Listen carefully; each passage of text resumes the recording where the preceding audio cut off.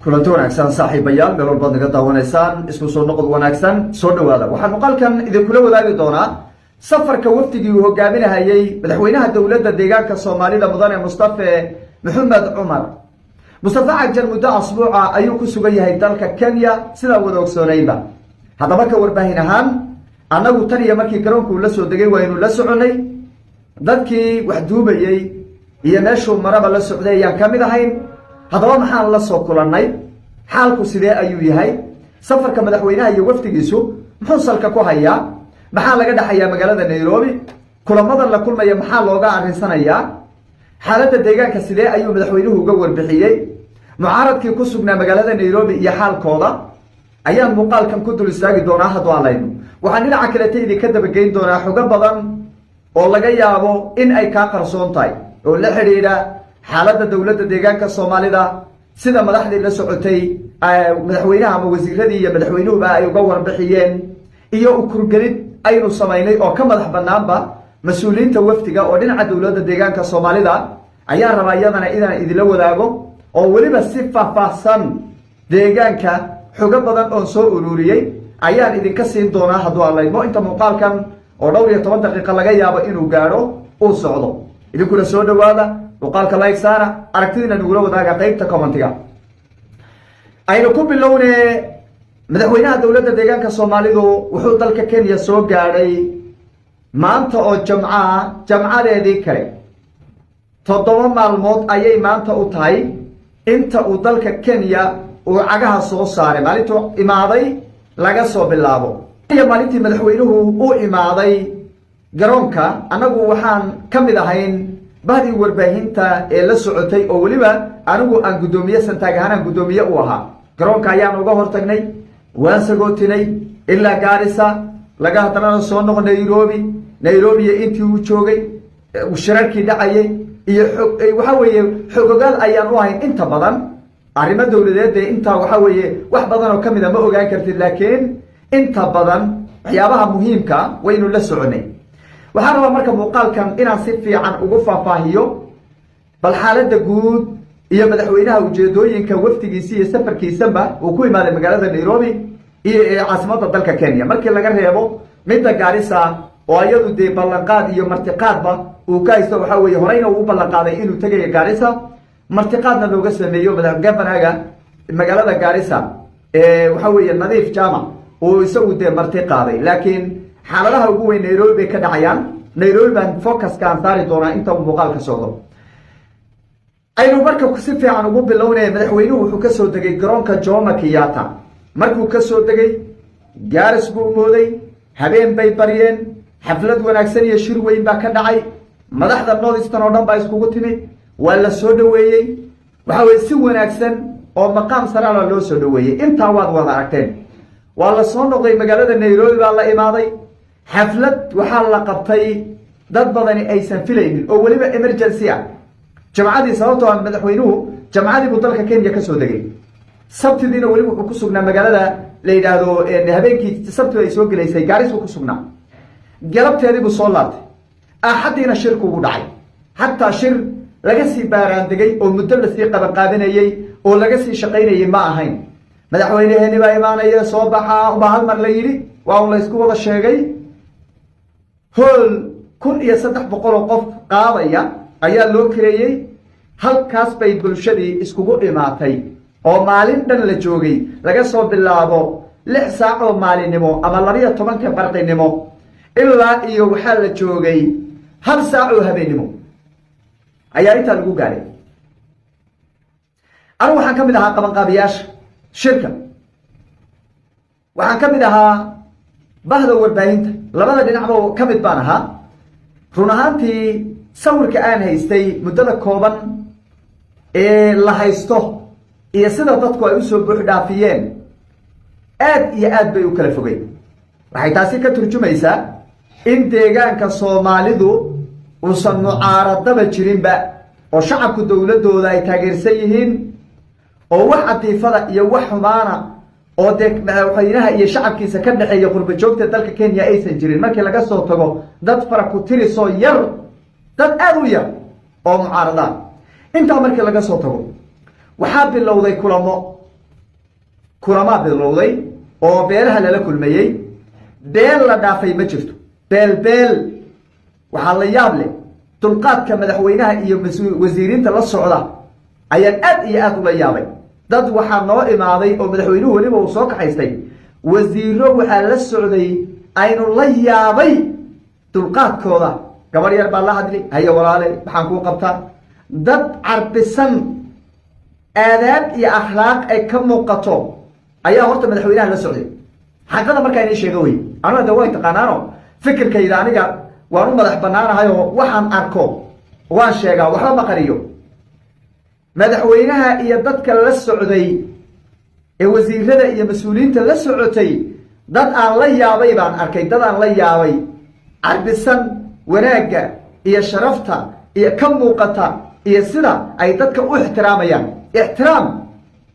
ma dhici jirin runta markaa inii sheego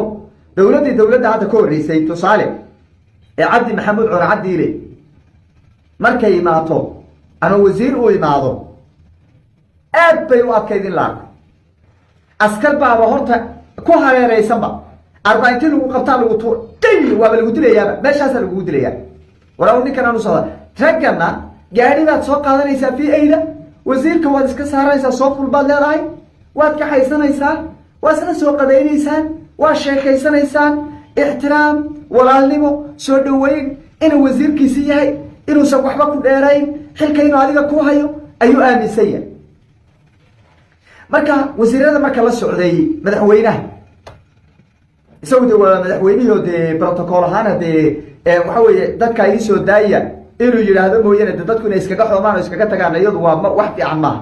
laakiin wasiirada la socda iyo mas'uuliyiinta protocolada la socdaba dad akhlaaq iyo edeb leh oo culimo ah oo waliba diintu ay ka muuqato ayaa la socday horta intaas waa sawirkooda guud anigu waxaan haystay sawir ka duwan oo waxaan islahaa war wasiirada dowladda deegaanka Soomaalida qaabkee ayay u eegyihiin qaabkii hore maxay kaga duwanaan karaan ayaan islahaa laakiin waxaan arkay wax run ahaantii dowladda deegaanka Soomaalida aan horay uga dhicin baan arkay horayna deegaanka anigu waan uga soo shaqeeyay maraan shacabnimo uga soo shaqeeyo basas ku shaqeynayay iyo maraan waxa weeye aan dowladda u shaqeynayay labadaba waa soo maray wax ka duwan waxaan arki jirnay baan arkay oo waqtigan madaxweynuhu hogaaminayo aan ku arkay horta tayga gudoomo waa qodobka koowaad waa qodobka labaad beelaha jooga magaalada Nairobi ama deegaanka Soomaalida degan beel baa loola kulmay wax la dhaafay ma jiro ilaa hadda oo inala hadlayo jamca kulamadu waa socdaan wax la dhaafay iyadana ma jiro taana iyadana iga gudooma waa qodob kale oo muhiim ah in beelaha Soomaaliyeed ee degan dowladda deegaanka Soomaalida ay siman yihiin lagu kala duwaneyn waa lagu kala badnaan karaa laakiin aan lagu kala duwaneyn hadaad garatahay garab oo la ugu tagaysaa madaxweynaha cabashadooda u gudbinaysa dawladda hadaad tahay sidoo kale ogaadana warkiiba dadka kale ee jidwa absame iyo waxa weeye weyteen absame ilaa iyo waxa weeye nimankan harti ee degan doolo ilaa soowad gurgure kranle gurre hebel waxa dootid badhe haddaad degtid adoo beeshaada odayaashaada ku hor socdaan baad u tagaysaa balan baa lagu qabanaya wada kulmaysaa iyadana waa qodob kale oo muhiim ah nin walba iyo markaas waxa marka ku taagan ama qolo walba iyo waxa ku taagan bayna kala hadlaysaa taana iyadana iga gudooma horay uma dhici jirin laakiin hadda way dhacday waxa intaas dheer in magaalada Nairobi laga yaabo dad badan inay aaminsanaayeen inuu mucaarad badan uu joogo magaalada Nairobi mucaarad badan ma joogo shacabka dowladda deegaanka ka soo jeeda ee Nairobi ku nool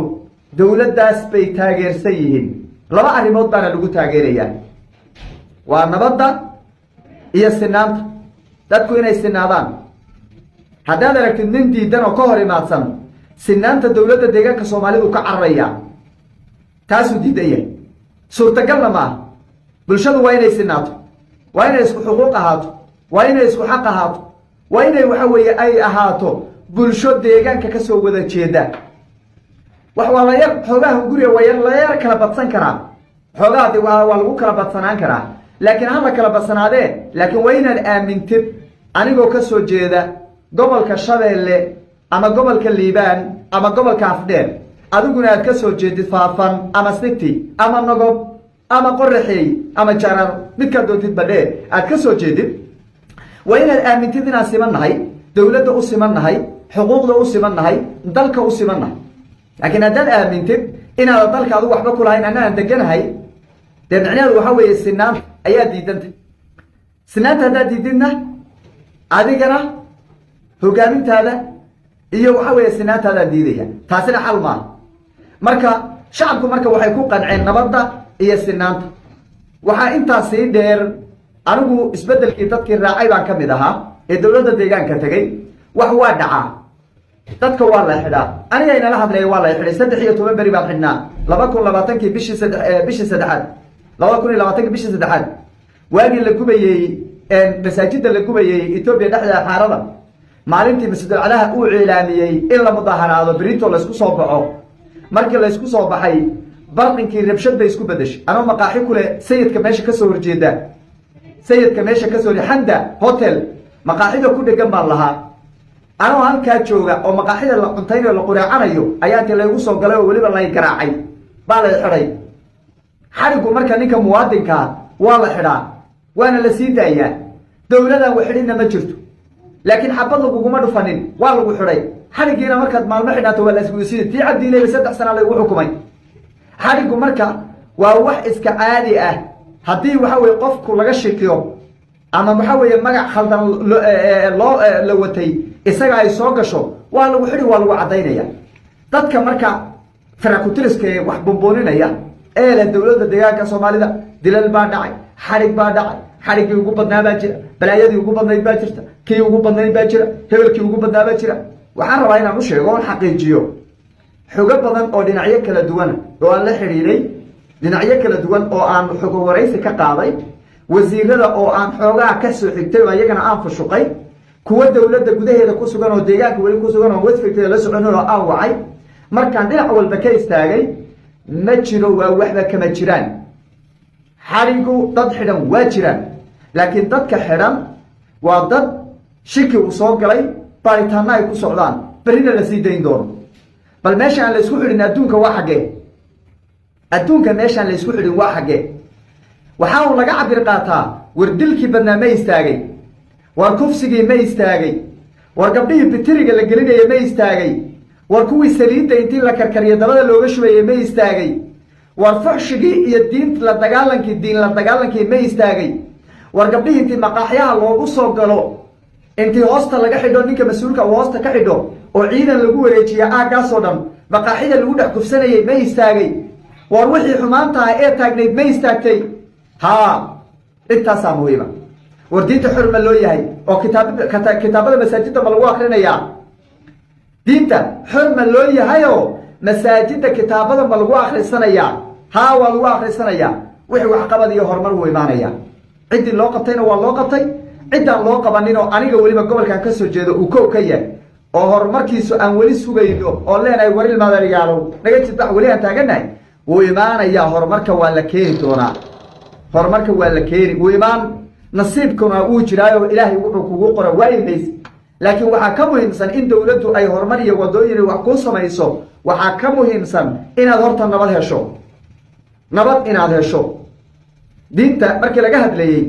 xadiidka nabigeena calayhi salaatu wasalaam amnigaa lagaga hadlay lama hadlin oo lama dhihin wadooyin iyo jidad lama dhihin noloshu waa amni waxa koobaad waa amni haddaad hesho wax walba waad heli haddaadan amni helin ma cibaadaysan kartid ma tukan kartid ma samayn kartid waxba ma samayn kartid horumar ma qabsan kartid waxba ma samayn kartid marka aad iyo aad baan ugu riyaaqay run ahaantii nabadgelyada deegaanka ka jirta sida qiimaha badan ee madaxweynaha iyo waftigiisu ay nagu soo gaadheen aad iyo aad baan uga mahad celinaynaa markaasaa ina leeyahay anigu waan la socday un shaqo un baan hayay mooyeene waad i taqaanaan anigu kolley inta dadka igu xidhan iyo dadka yaqaane caadi yaqaana way garanayaan dadka hataa waxoogaa doonta miih ma qaato shuqulkuma lihi qofka adkaartaan anigu kula heshiin karaa siyaasadeed ee kulama heshiin karo dhaqaale uu bixiyo no ma kula heshiin karo marka sidaana u ogaada dowladdan hadda jirtaayi cidda ka soo horjeeda وعدنا قارله نك كرسي ربا يسو وباب كله كرسي نك ربا وباب كله كرسيه والو ترتما قف قارا ماله قف قارا ماله حشا ما بيكري قف قارا اسكله كرسيه والو ترتما والله لبا لو غلا قف قارا ماله مصطفى عجرنا ماله كيمان دورنا ماله كي كورينا ماله نك ترتمaya waa baab kale oo isagu xisbi ahaan siyaasadeed u tartamaya waa baab kale ka waasaxay wuxuu sheegay baasheeyo laakiin xaaladda guud markaan qiimeynay inagoo dhinacna la jirin cajarna la jirin shacab dawladda waxa way dadkan qayna la jirin deegaanka Soomaalida aad iyo aad buu fiican yahay xaalad weyn kama taagno dhibaatada la abuurayo hal la joojiyo niman odayaal oo saaxiibada hadlayna wanakay hadda ka horna waanu jawaabay oo dhowr sano ka hora ويجي أتشكتين مرة بينا نشجع وابون هبل راه المعضلة وديجانك دلنا كمجرو حرقنا كمجرو دبعتك تاجر مجرتي دبعتوي الناس كوجيرين الحمد لله عندهم نسقان وحوي إن مركز وحشة إلهي أملك سيو الحمد لله بين أفرن الحمد لله بين أفرن أنا جانا نلاحظ لي استنتاجا ولا الكيبا حرام أردت حرية هنا وان أجاه ذنبنا مجرين وحوجلي مجرو wuxuu galay ma jiro magac ku khaldamay magacii ku khaldamay baa baaritaan loogu jiraa markii la soo xaqiijiyo waan ogahay inuu been yahay laakiin markii la soo xaqiijiyo waa la sii deyni waxa ka daran in lagu dilo shalay dawladeena inoo jirtay wada soonaydeen war anigu walaalkayga weyn baa la dilay wax lagu dilay aan garanaynin cidiga jid baxdaan laahay waxa la laayay adeer dadkaan adoo dhan baa la laayay wax naga jid baxaan laanahay qofaan wax laga dilina dawladda hore ay ka dilina ma jiraba waxa intaas sii dheer gabdhihii waxa weeye la dhibaateeyay ee victimka baa joogay dawladda deegaanka Soomaalida war miyaan ilowna ilaahay baa inagu dhaariyay war miyaan ilowna filimada suuqa ku jira ee aragteen ma la ilaaway war ma ilowdeen maya lama ilaawi karo filimada la sameeyay baa ku wada jira warbaahin waxa weeye media ku wada jira oo la helaya qora waa idin soo baxaya iyadoo gabdhaha ay leedahay waxa weeye dabada looga shubayo biyo kulul والله ما يقول أريه ما واحد سكرتات واحد سكرتات واحد لا تغيير كلام ما لا تغيير كلام لا تغيير كلام لو لا تغيير دولة دليله ويانا كرتا لكن دليل شيء له حلو صريح قف كده ليش واحد وشيء وقف كسر جدا نورشة يأمنك شعب كديجان كصومالي